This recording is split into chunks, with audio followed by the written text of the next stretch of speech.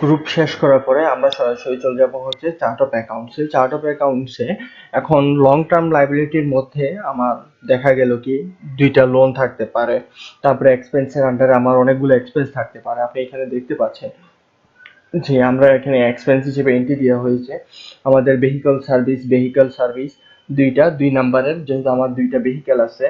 তারপরে হচ্ছে current liabilities, আমাদের এখানে কারেন্ট লাইবিলিটিস বলতে আমরা লোন পারপাস যে অ্যামাউন্টটা নিচ্ছি সেটা এখানে এন্ট্রি করা হয়েছে, সব রেডিয়েন্ট চার্জ সেটা এখানে এন্ট্রি করা হচ্ছে।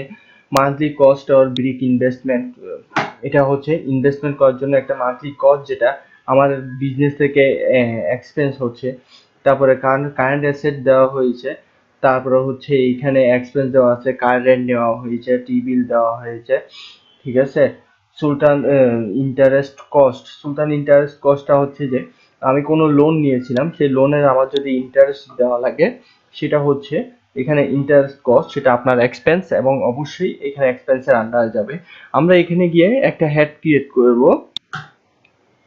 হেডটা প্রথমে সিলেক্ট করতে হবে যে আমাদের কি দরকার সেটা আমাদের ফিক্স করতে হবে।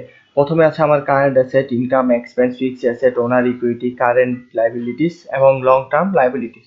এই যে কোনো একটা হেডের আন্ডারে আমি কি করতে চাচ্ছি, সাপোজ আমি ফার্নিচার কিনবো কিছু আমার অফিসের জন্য, সেটা আমার ফিক্সড অ্যাসেট। আমি যে ফিক্সড অ্যাসেটে গিয়ে লিখলাম ফার্নিচার,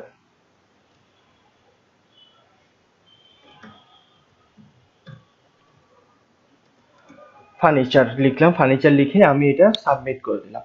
দেন আমি এটাকে পরবর্তীতে যখনই আমি এটা খুঁজবো, আমি এটার আন্ডার যখন লেনদেন করতে চাচ্ছি সেটা আমার ক্যাপিটাল আমার বিজনেস থেকে সেই টাকাটা দিয়ে দিতে হবে।